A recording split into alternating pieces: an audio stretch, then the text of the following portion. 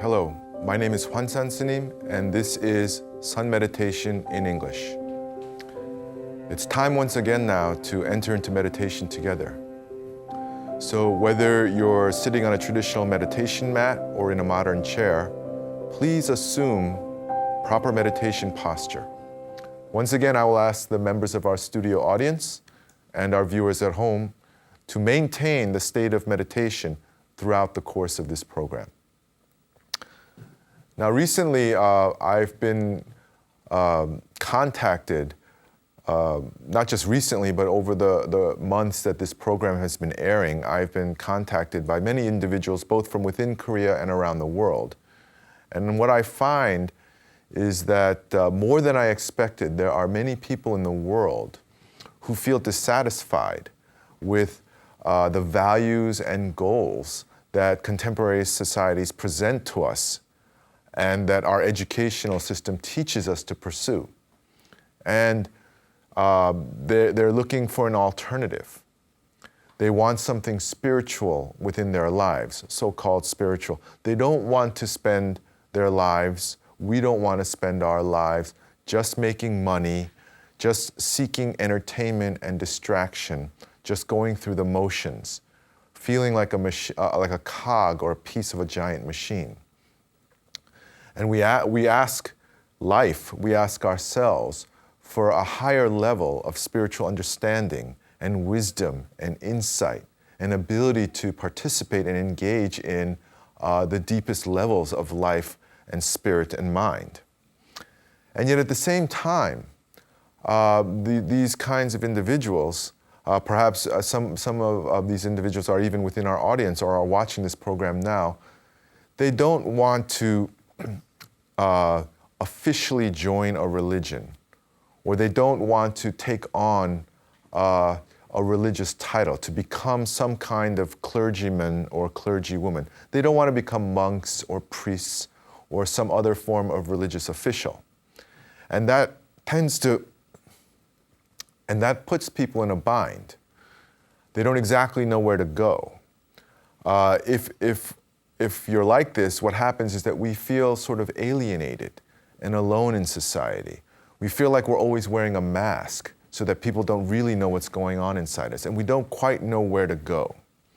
So the topic for today's program is how to live as a spiritual practitioner in the modern world, within modern society. Now, traditionally within Sun Buddhism recognizes 4 different kinds of relationships to society or relationships to the Sangha, the monastic system that the Buddha originated and founded. Now, the first of these kinds of relationships, they're actually called 4 types of ordainment, 4 types of leaving home, as it's phrased within traditional Buddhism. Now, the first of those kinds of ordainment or those kinds of relationships is the person who is a monastic, one who has officially renounced the goals that are presented to us within society and taken on the position of a monastic. And this person is a monastic both externally, in the social sense, in the sense of the position that they hold within the world, and also internally, in terms of their mental orientation and the quality of their consciousness and the way they engage their own thoughts and emotions. So basically, this kind of individual is a monastic both on the outside and on the inside. Now, the second type of ordainment is one in which the person is a monastic externally. They've gone through the process of becoming a full-fledged Buddhist monk, and they've shaved their heads and they wear robes and they live within monasteries. So externally they're monks, but internally their consciousness has not been transformed, and they are driven by the same motivations that drive all so-called secular people. So basically these individuals would be said to be monks on the outside but not on the inside. And then there is the lay person who has not cut his or her hair, may even be married and have children. This person is a lay person, a secular person, a person of the world on the outside. But internally, in terms of their consciousness, of their mindset, they have, in a sense, ordained. They no longer believe in and pursue the kinds of goals and pleasures that society offer, and they too are in serious and committed pursuit of enlightenment. So in this kind of situation, they are a person of the world on the outside, but in a sense, a monastic on the inside. And then finally, the fourth kind of individual is a lay person or a secular person who is externally a normal member of society and internally also a so-called normal secular person, in that they are driven by the kinds of desires, goals, and values that define normal contemporary society. So in a sense, if we see that sort of those classifications, the question is, how can we live as someone who externally lives in the world but internally is trying to follow the path of the Buddha?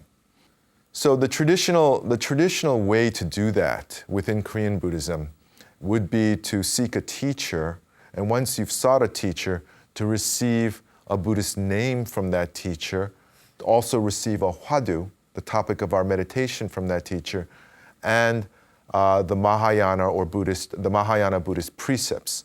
There are 5 precepts that all Buddhists hold throughout the world, regardless of whether it's Southeast Asian Buddhism or Tibetan Buddhism or Northeast Asian Buddhism or Western Buddhism. There are 5 basic precepts that all Buddhists, including monastics, are required to hold.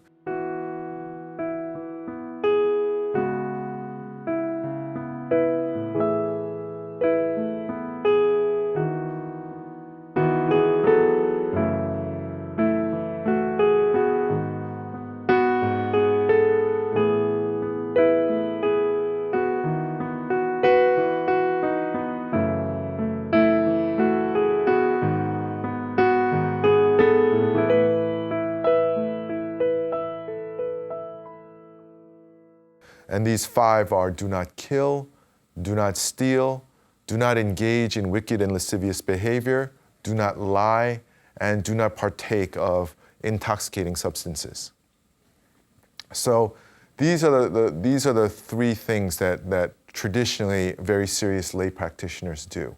And through this, by gaining a Buddhist name, the hwadu, and the precepts, they enter into a formal relationship with the teachings of the Buddha, with a spiritual teacher, and with the actual organizational structure of Buddhism as it exists within that country. So this is how we would be doing this. And when we do this, though, this step can be cause for hesitation, I think, for many people. They feel burdened by it. They feel like they may not be able to live up to it.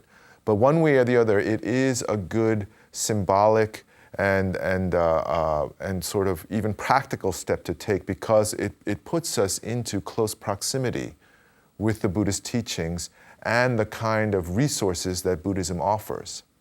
And this is only the beginning of an overall transformation of consciousness that we need to achieve if we want to pursue the spiritual path, if we want to undertake meditation in a very serious way. So this is the first sort of formal step that we need to take.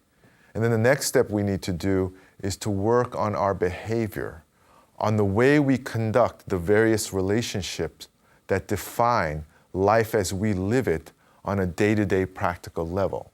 So the first relationship that we need to understand, or we need to sort of take hold of, is our relationship with ourselves. Now, when I say our relationship with ourselves, what I mean is our way of relating to our own physical bodies, our mental thoughts, and our emotions, and all the other activity that occurs in our minds and in our bodies. Now, from the point of view of a practitioner, the most important thing to understand is the impermanence of things, that we have a limited time in this world, that our bodies are aging even as we speak. And eventually we must grow old, we must get sick, and eventually we must die. And And the truth is, even that is not guaranteed. Somewhere along the line, we may have an accident or something bad may happen, or we may get sick at a relatively young age. So we really need to confront the reality of impermanence. And we need to confront not only on the physical level of our bodies, but also on the level of our internal lives, on the level of our mental activity, to understand that no matter what emotion we feel, no matter how strongly we feel about that emotion too is impermanent and will pass. No matter how strongly we may feel about our beliefs, our opinions, and our thoughts and our memories, they too shift and change over time. So the way that we think about things, look at things, the things that we believe change from day to day, month to month, year to year, and throughout the decades. So this is the first thing that we need to confront, the reality of our ever-shifting bodies and minds. Now, the thing that Buddhism traditionally warns us against is that just because our minds and our bodies are impermanent doesn't mean that we should take a nihilistic point of view, that somehow this is all valueless now. Buddhism reminds us that to receive a human body, to be born as a human being, is considered the most precious thing, because a human being, by definition within Buddhism, a human being is defined as a living being who is capable of gaining enlightenment. This is an ability unique to human beings within Buddhist teachings. Even the so-called deities are unable to do this. Buddhism, like other traditional religions, is populated with magical and fantastic beings.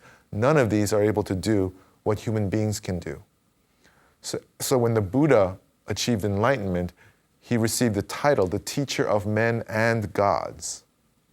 And certainly none of the so-called lower life forms, which in Buddhism means the animals, the residents of hell, and the so-called hungry ghosts, spirit beings, none of them can attain enlightenment either. So it is an amazing opportunity that we've received simply to be born as human beings, and we need to respect that. And so what we want to do is to live long and healthy lives so that we can practice as much as we can and get as close to enlightenment as possible, or get to enlightenment and continue to practice afterward. In that case, we will be pursuing mental and physical health, but it's not to look good or to feel good. It is in service of the overall cause of enlightenment. And that is what we need to do. That is how we need to orient the way we regulate and take care of ourselves. So that's the first thing that we need to understand. That's the first primary relationship in our lives that we need to take hold of and shape and bend to the purpose of gaining enlightenment, for the purpose of our spiritual practice. The next thing that we need to address is our relationship with other people. Now, once you've committed yourself to this, the Buddha teaches us in the oldest sutras or in the oldest Buddhist scriptures that especially beginning practitioners ought to closely associate with those that they find something to respect and admire and learn from. And to, if possible, maintain distance with those who live in a way that's counterproductive to spiritual practice and the attainment of enlightenment.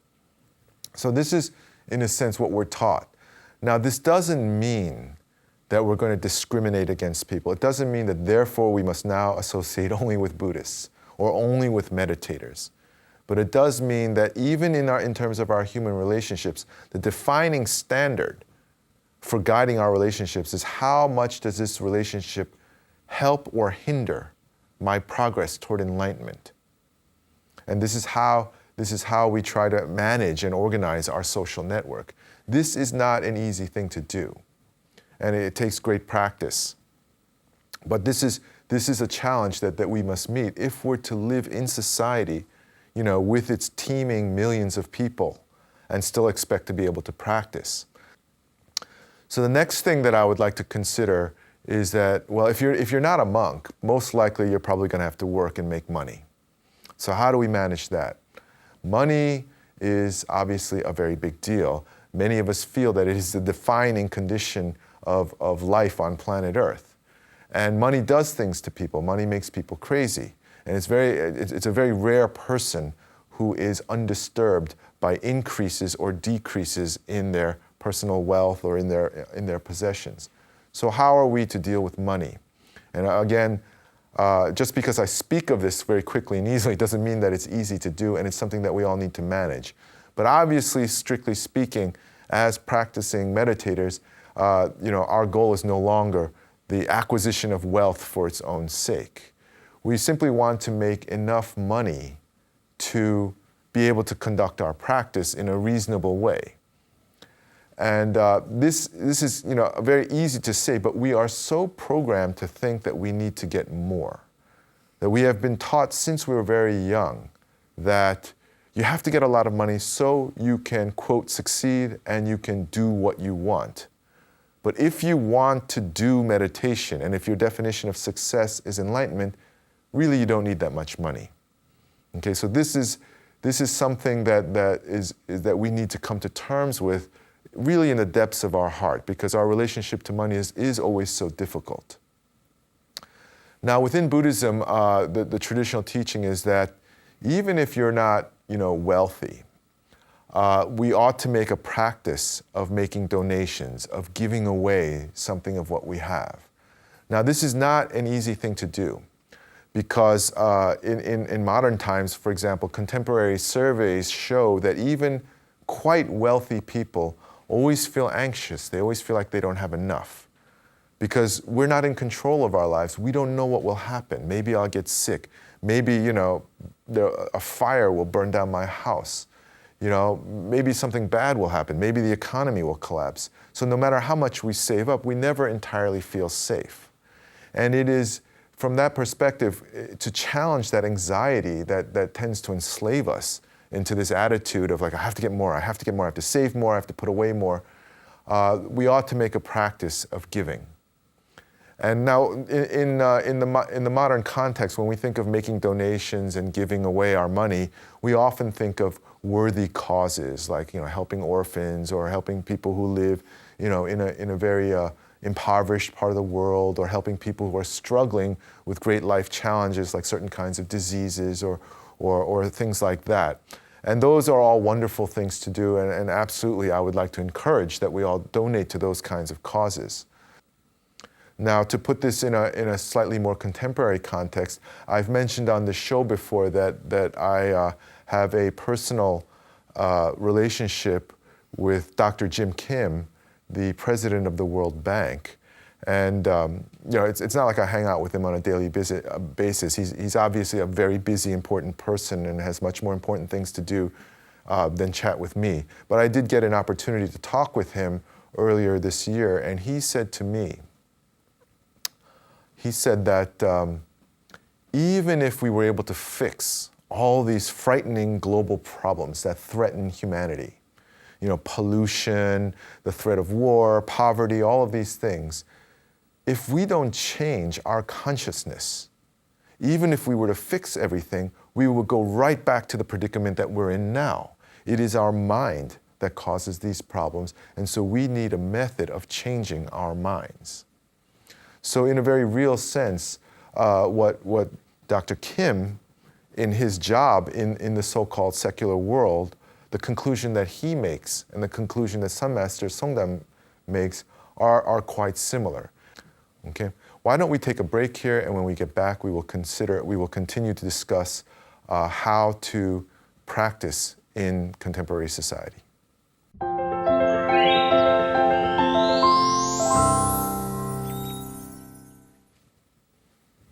So the question is how to live as a spiritual practitioner within contemporary society.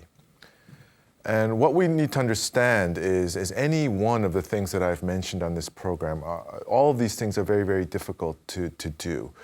Trying to live as a spiritual practitioner in today's secular society is an enormously difficult and challenging thing to do, because basically the entirety of society is at all times telling us that what we need to do as human beings is first to have families and to propagate the species. And after that what we ought to do is entertain ourselves and distract ourselves and acquire as much wealth, power, and prestige as possible.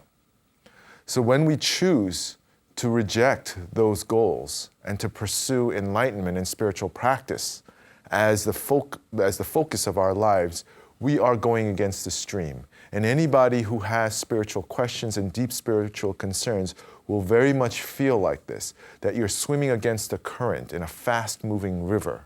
And even though you may feel like you're moving forward a little, deep inside you wonder if you're just being dragged along like everyone else. Often, we'll feel like it's hard to meet people that we have things in common with. It's hard to have really open conversations with people and speak about the things that concern my mind and heart, the kind of questions that drive me. If we work, if we have employment, we may feel very alone in our workplace. We may feel like that the things I'm pursuing are different from those of my coworkers, even though we're in the same institution. And in living our lives in society, we may feel that we're being dragged from one social sort of duty or occasion to the next. All of these social promises and sort of customs that we need to follow, to live as upstanding citizens in society, we may feel like we're just being dragged from one distracting social occasion to the next. And when we go to these gatherings, we may feel that the way people eat and drink and talk and entertain themselves is not only kind of uninteresting to spiritual practitioners, but actually, a downright obstacle to our meditation. We may feel that even our social lives are hindering us. So this is an enormously challenging thing to do. And when we feel disheartened, when we feel discouraged, when we feel like we're beginning to get exhausted in trying to swim against the stream, one thing that we can do is remind ourselves that in spite of appearances to the contrary, meditation is actually spreading throughout the world right now. More and more people are aware of it. More and more people recognize its value and benefits. More and more people hunger for it. More and more people in the world are beginning to realize that the pursuit of sensory pleasure and mental distraction and sheer accumulation of products and wealth and possessions does not bring us to happiness and joy and is in fact unhealthy to us. And now with all of these new means of connecting with each other socially, through things like the internet and so forth, we can make a stronger effort to find those of similar values and similar aspirations, and create among ourselves communities of meditation. These two are very challenging things. And what I would like really to recommend is when we really feel discouraged, when the chaos, the apparent chaos of the outer world disorients and unbalances us, when our own internal conflicts, always, feeling like we have to meditate, but always being, pulled in other directions by our own uncontrolled desires, when that discourages us, what we need to do as practicing meditators is to think once again of the things that made the Buddha himself go off on the quest for enlightenment, to once again confront the reality of impermanence, that it's because of impermanence that we do this. We do not meditate for inner peace and happiness and joy. These are the natural side effects and consequences of meditation, not the goal. And the reason why they're not the goal is because they are all states of mind, states of emotion. And if they are mind states, if they are emotions, they are by definition impermanent. We can take advantage of the mental clarity and peace and stability that meditation gives to us to make our meditation stronger. But these will not be our goals. Sun Master Songdam always says within his Dharma speeches that when you confront the reality of impermanence, you will know that you are not meditating as an issue of personal choice. It's not like, well, should I meditate or, should I go and do something else? It's not like shopping in a grocery store or in a department store. When you see the reality of impermanence, then you will, to use his words, see that there is nothing but this, that this is the only path forward. Everything else simply draws us back into a meaningless, endless cycle of personal suffering. So the question we need to ask ourselves when we feel discouraged in our practice is, how will I face the reality of being born, getting old, getting sick, and dying? In that respect, I would now like to share with you the story of a Buddhist monk that I've had the privilege to know for many years. He is a monk from another temple, and he is not a direct disciple of my teacher, Sun Master Songdam. I met him personally almost 15 years ago when I was living in the meditation hall. And he was well liked among the meditation monks. He was, soft-spoken. He had a good sense of humor, and he was earnest and intelligent. And at the same time, you could see that internally he was very austere. He took his calling very, very seriously, and he was very, very principled. He believed very strongly in the monastic path and the kinds of things you must do to be a good monastic. So internally he was quite sharp-edged, quite austere, but externally he was very easy to be around, and he was well liked, as I said. So over the years, he stayed often in our meditation halls, and he became a very, very devout student of Sun Master Songdam. Now, about 4 years ago, he was troubled by stomach pains, and he went to a doctor, and he was diagnosed with stomach cancer. And so, for the last few years, he tried different treatments for this condition. And like many traditional Korean Buddhist monks, he was deeply suspicious of modern Western science, especially in terms of how they treat cancers. And so he always sought very natural, alternative medical treatment strategies. And throughout the years, there were moments when he had signs of hope, and there were times when he had setbacks. And during that time when I was able to meet him, he seemed perfectly fine. In so many of these in cases like this, so often, it's hard to believe they're standing right in front of you, looking exactly the same way that they always did. And the way that his personality was, he didn't seem to indulge at all in self-pity. He was not interested in hearing sympathetic statements. And for him, it was just business. He needed to take care of himself so he could get back to meditation. And so that's what he tried to do. And then for a while, I didn't hear from him. And then I heard from him again somewhere early this year. It was around probably March or April of this year. Suddenly, I got a call from him. And by then, I had heard that his condition was starting to become very serious. In fact, he had come to a very serious point in the progress of his illness, although I hadn't physically seen him. And he gave me a phone call. And he said, and in that phone call, he very openly told me about the path that he had taken as a monastic over the years. And this was a little bit startling to me because I had always found him to be a very, one might say, not exactly aloof, but very private person who very much embraced the monastic ideal of personal solitude. So I had never seen him speak about his own personal thoughts and feelings in this way, but he spoke very openly and frankly and with great humility, and I was very impressed by his earnestness and his straightforwardness. And he told me how he felt, the reverence that he felt for our teacher. And he told me also that he felt like he didn't have that much time left anymore. And what he really wanted now was that he wanted to receive a Buddhist name from my teacher. That would mean a lot to him. That if he could just get a name that Sun Master Songdam had made for him, then he could accept what was in store for him. So I was very moved by this. And I asked him, well, I don't mean to be insensitive or anything, but I need to know, what's the timeline here? What kind of schedule are we on? And when I asked him that, he kind of laughed.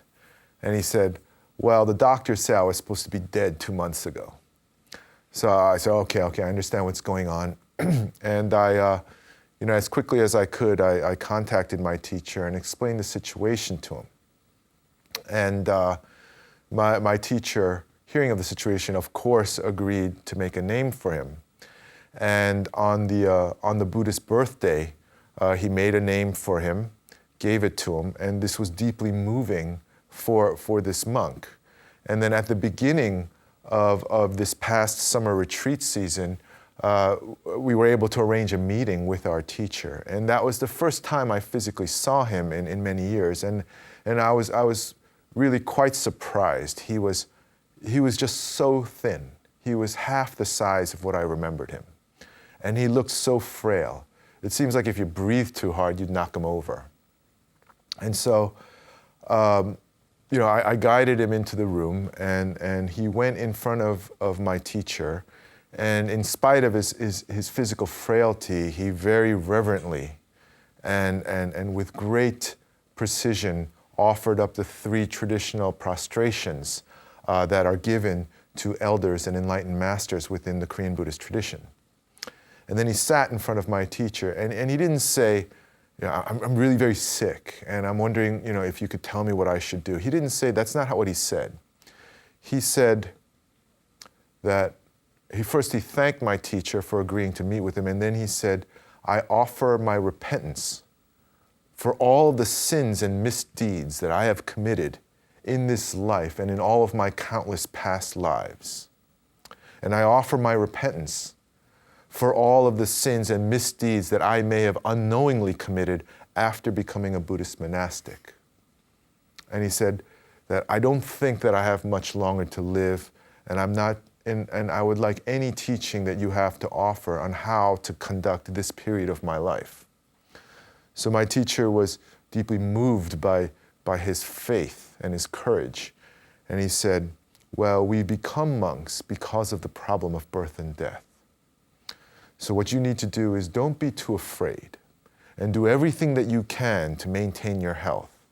Know that life is impermanent, and for as much as you can and for as long as you can, continue to hold the hwadu within yourself and meditate as much as you can. And so the monk thanked him, and then he got up and he left. And when we lived together, we used to joke that maybe we'll go to India together one day and practice in the Buddhist homeland. So as he was stepping out, I hadn't thought about this in many years. As he was stepping out, he kind of joked to me. He says, "When I get better, let's go to India as we planned." And so I said, "Yeah, let's do that." And at that time, now that my teacher knew about his predicament, my Dharma brothers, asked my teacher that if we could house this monk in our nursing home facility, which was recently constructed on the island of Gangwon-do, which is near our temple. And my teacher, of course, gave his permission, and he arranged to pay for any medical bills that might now be incurred by, in the course of treating this monk for whatever time he had left. And so shortly thereafter, this monk was able to move into our nursing home. And he was very, very gratified, I believe, by this. And he was deeply moved that he was able to live now with a name that Sun Master Songdam had given him. And so this was the beginning of this year's summer retreat season. So for the next month or two, he lived there, and every once in a while, now our Dharma brothers went to him and said, look, he at this point was thinking of giving up any kind of treatment and just accepting what his karma would bring to him. And our Dharma brothers went to him and said, look, it is a gift to receive a human body. So whatever you can do to lengthen your life and therefore the time of your practice, don't you think you ought to do that? So he agreed, and he began going to hospital. And there he had by then developed a condition known as ascites, which is an accumulation of fluid in the space between our abdominal organs and the lining of the abdominal wall. Basically, your abdomen fills up with fluid. And this condition is associated with the terminal stages of various kinds of liver disease, like cirrhosis and different kinds of hepatitis. But it's also connected to cancer of the abdomen. And it's a sign that really you're in the last phase of the disease's progress.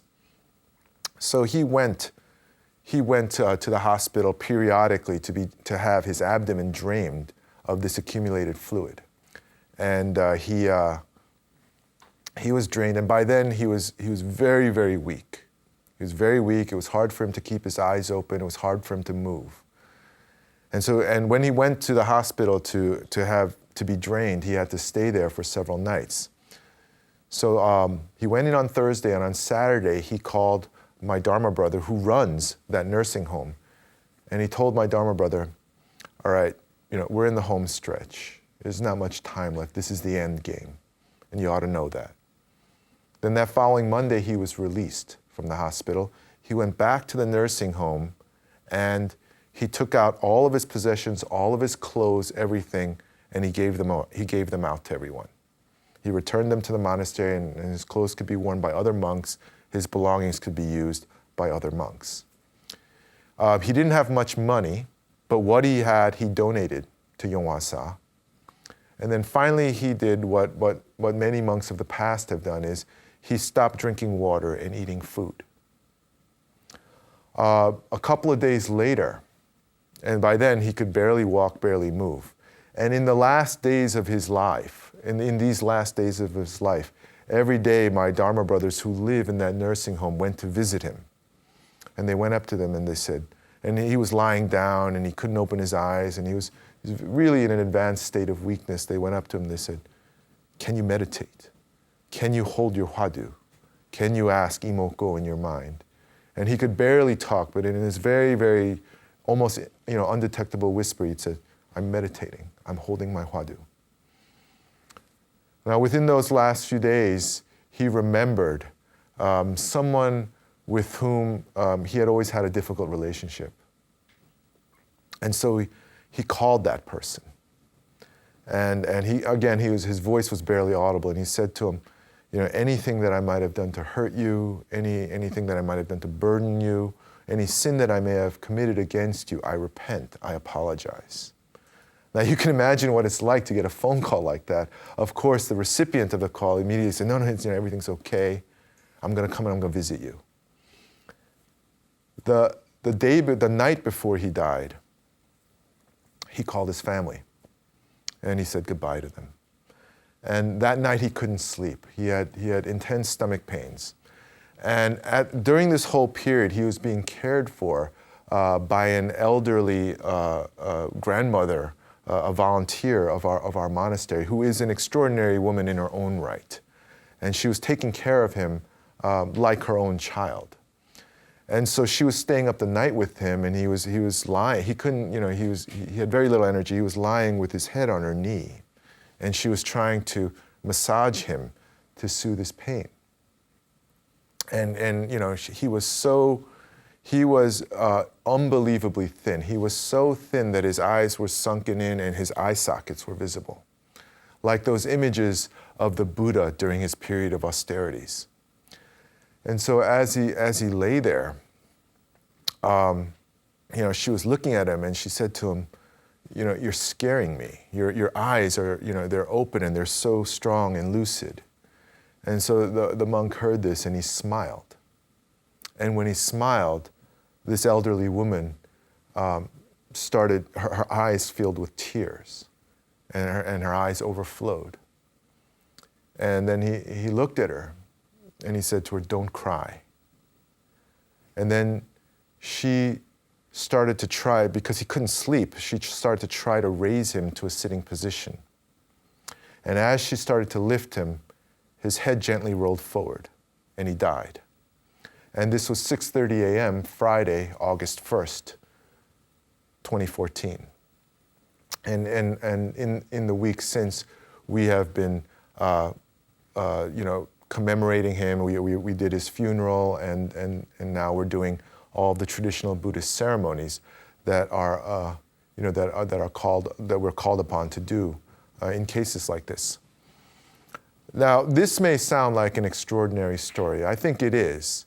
But what's really extraordinary about this story, and the reason why I share this story on this program, this story that's so personal, is because it's extraordinary because the way this monk conducted himself is actually typical of meditation monks within the meditation hall system of Korean Buddhism. It is traditional to cut off food and water at the end and to let go and to devote the last days and hours, the last ounces of energy to meditative practice, to be pursuing enlightenment literally to the last breath. And if he was able to do these things as a monastic of traditional Sun Buddhist monasticism, he was able to do them because he had been trained within this system. He was a product of this system. And the reason why I say this is because there has been what I think is a sad trend within modern Korean Buddhism, which questions the legitimacy and worth of the meditation hall system. The argument goes something like, well, these monks, they just sit around all day, they're not doing anything. You know? And that's an understandable argument. If you don't understand meditation, if you haven't done it, it indeed looks like we're just sitting there doing nothing. We're certainly not generating revenue or doing as much work as, say, the people who run the monasteries. And so I can see from a certain point of view why this would be said. But nonetheless, I do believe that the Sun Meditation Hall system of Korean Buddhism is the crown jewel and distinguishing characteristic of Korean Buddhism. Every form of national Buddhism in the world has sort of its own specialty. Like one nation's Buddhism or one culture's Buddhism might be very good at Buddhist scholarship. Another Buddhist tradition might be very good at teaching the tradition to others, to proselytizing it. Another tradition might be very good at conducting the ceremonies associated with it.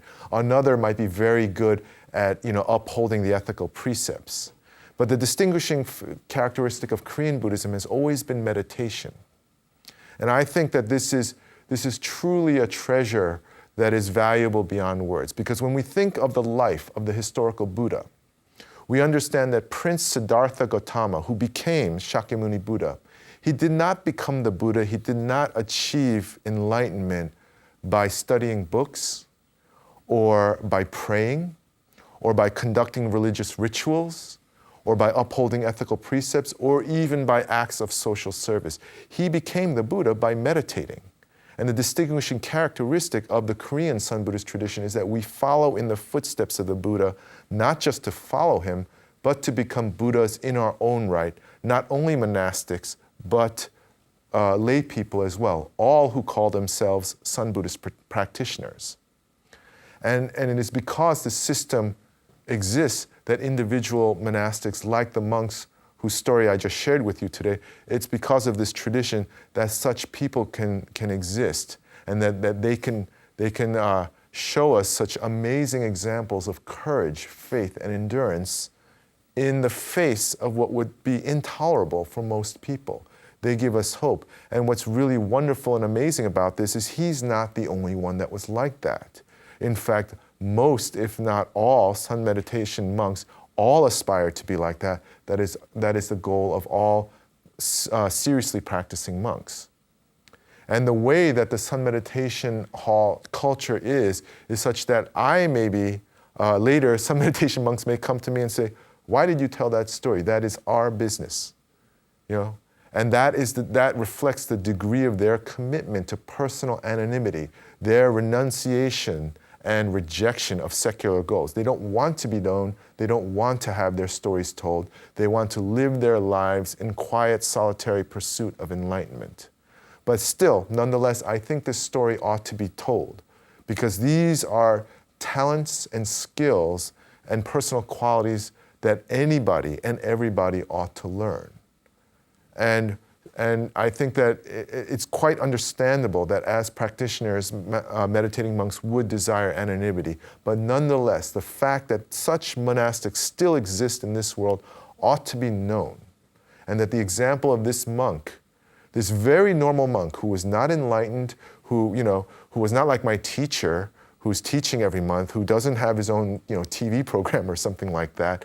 This very ordinary monk was able to do this, and if he could do this, so could we. The problem of birth and death is manageable for all of us. And this ultimately is why I have spoken about this really worthy monk that it's really been my privilege and honor to have known. When someone displays that kind of attitude in the face of the intolerable and the unendurable, when someone does that, the way that they pass from this world becomes a teaching to us all. It's not just how we live, but how we die that will affect the world, that will define our legacy for the world. And what's the most amazing thing about all of this, and the most moving thing for me personally, is that even though I am deeply saddened by his passing, even though I can even now see him in my mind and kind of wish he was still around, nonetheless, it doesn't really feel like I watched someone die. It actually feels like I watched a person blossom. And that ultimately is the gift that our practice gives to the world. I think our time is up. Thank you once again for participating in this program, and I will thank our viewers at home for watching. And once again, I will close this program with the traditional Buddhist greeting. May we all attain the Buddha.